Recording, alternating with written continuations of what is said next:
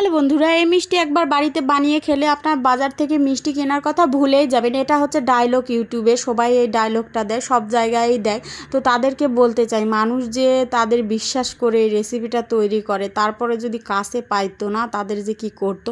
প্রথমে দুধটা আমি ফোটাতে দিছি, তারপরে খেজুরের গুড় দিয়ে আমি সুরাটা বানিয়ে নিচ্ছি, যেহেতু আমি চিনি খাই না। ওরা যেই প্রসেসে বলছে আমি সেই প্রসেসে এই মিষ্টিটা বানাচ্ছি, দেখা যাক কী অবস্থা হয়। দেখো, তারপর সুজিটা সুন্দর মতো এই যে করে নিলাম, ফুটিয়ে নিলাম দুধের সাথে মিশিয়ে। তো তারপরে এটা হচ্ছে যে মথতে হবে, সুন্দর মতো মসৃণ একটা ডো তৈরি করতে হবে। আর আজকে আমি কানে ধরে বলছি, আমি আর জীবনে কখনোই ইউটিউব দেখে রেসিপি কোনো কিচ্ছু ট্রাই করব না। আমার মাথায় যেটা আসে, আমার যেটা ভালো মনে হয় সেটাই রান্না করব। কথায় আছে, নিজের বুদ্ধিতে মানে হচ্ছে ফকির হওয়া ভালো, কিন্তু পর বুদ্ধিতে বাদশা হওয়া ভালো না। তো হাতে একটু তেল নিয়ে তারপরে এই ডোটা সুন্দর মতো মথে নিব। এটা এত মথতে হবে যে এতক্ষণ আপনার হাতের সাথে থাকবে না, একদম অবশ হয়ে খুলে যাবে, তখন গানে এই মোথা শেষ হবে, এইভাবে বলছিল। তো আমি তো খুব চেষ্টা করছি সুন্দর মতো মথে একটা মসৃণ ডো তৈরি করতে। তারপরে এখান থেকে লেচি কেটে সুন্দর ছোট ছোট ছোট ছোট মিষ্টির আকারে তৈরি করতে হবে। আমি সেই প্রসেসেই করছিলাম।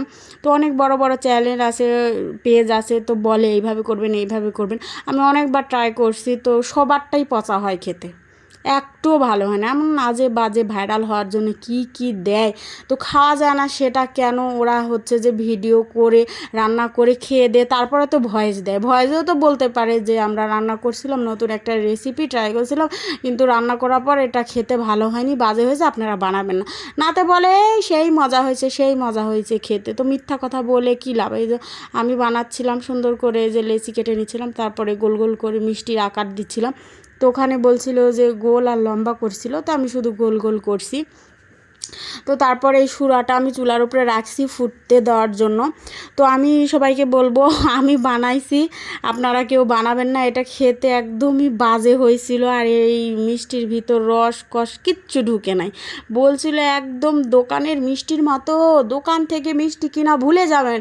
মানে এমন একটা হচ্ছে থাম্বনেল দেয় যে মানে দেখতেই হবে মানুষকে, আকর্ষণীয়, যে দোকান থেকে মিষ্টি কেনার কথা ভুলেই যাবেন। তো আমার কয়টা মিষ্টি হয়েছিল আমি হচ্ছে গুনছিলাম, মোট 20টা বানাইছিলাম, 20টা মিষ্টি হয়েছিল। তারপরে এখানে যে ফুটছিল আমার যে শিরা, তো সেখানে আমি মিষ্টিগুলো দিয়ে দিলাম এইভাবে।